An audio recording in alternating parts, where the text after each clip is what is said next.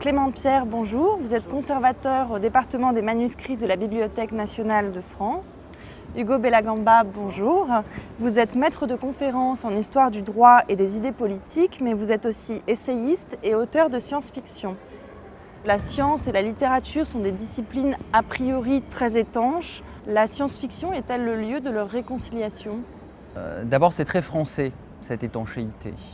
Au sein de la culture européenne, c'est plutôt la France qui a tendance à voir une césure nette entre les disciplines scientifiques et les disciplines littéraires, qui a eu tendance à penser que parler de la science, c'était faire de la mauvaise littérature. Aussi, pour donner un élément de contexte, en France, on peut considérer qu'il y a une sorte de divorce entre les lettres et les sciences à partir de la Première Guerre mondiale, où les sciences ne sont plus considérées comme un vecteur de progrès, mais aussi comme un ferment de destruction.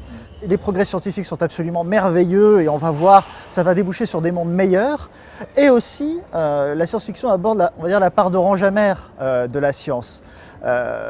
Catastrophes provoquées par l'utilisation d'armes, évidemment le gaz moutarde, etc. Tout ça est très présent à l'esprit à l'époque.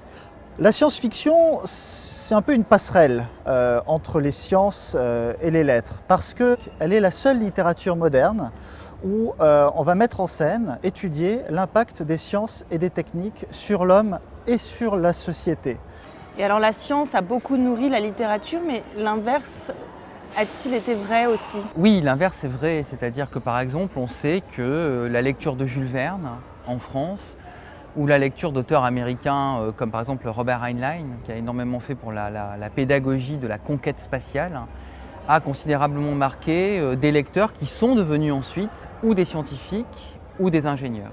Donc il y a effectivement un aller-retour entre la littérature et la science. Par exemple, dans les années 50, avec l'énergie nucléaire, etc., on va beaucoup parler de catastrophes atomiques. Dans les années 70, avec des crises énergétiques, écologiques, etc., on va beaucoup plus s'intéresser à ces questions dans la science-fiction. Autant qu'il y a de l'histoire dans la science-fiction contribue à l'histoire. Et c'est une forme de littérature qui pourrait sans doute à l'avenir, et quand je dis à l'avenir, c'est l'avenir très proche, faire l'objet de recherches qui permettront précisément de voir quelles étaient les vraies préoccupations des hommes d'une époque donnée, peut-être plus que parfois ce qu'on appelle la littérature générale en fait, peut-être. Est-ce qu'il y a justement un langage ou une écriture propre à la science-fiction ? Les auteurs de science-fiction sont des bâtisseurs d'univers. C'est-à-dire qu'avant de se lancer dans le travail d'écriture, ils vont accumuler des notes préparatoires, des notes de travail, des carnets avec des schémas, des lexiques, des cartes de mondes imaginaires. Il s'agit pour eux de bâtir un univers de référence différent du nôtre, dans lequel l'histoire va pouvoir prendre place. Contrairement à ce qu'on pense, le langage de la science-fiction est toujours extrêmement daté. Et au final, un très bon texte de science-fiction reflète toujours les concepts, les paradigmes et les mots de son temps. Alors votre dernier livre, Hugo Bellagamba, s'appelle Tancrède, une uchronie. Comment définissez-vous l'uchronie ? Le mot uchronie, qui est un néologisme, a été inventé par un auteur qui s'appelle Charles Renouvier, qui est un philosophe républicain français, en 1876. Et c'est tout simplement une utopie dans l'histoire, ou chronos, une histoire qui n'a pas existé et dont on se sert pour faire justement la critique de l'histoire réelle. Donc l'uchronie, c'est la continuation, au sens académique du terme, de l'utopie.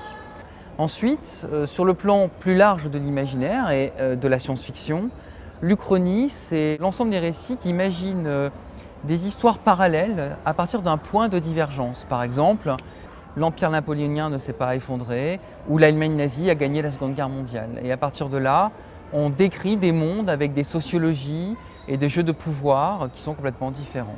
Voilà. Et l'Uchronie, cette fois, c'est un laboratoire pour les sciences historiques et qui pose une question qui est très intéressante, à savoir, est-ce que l'histoire dépend de l'action des grands hommes ?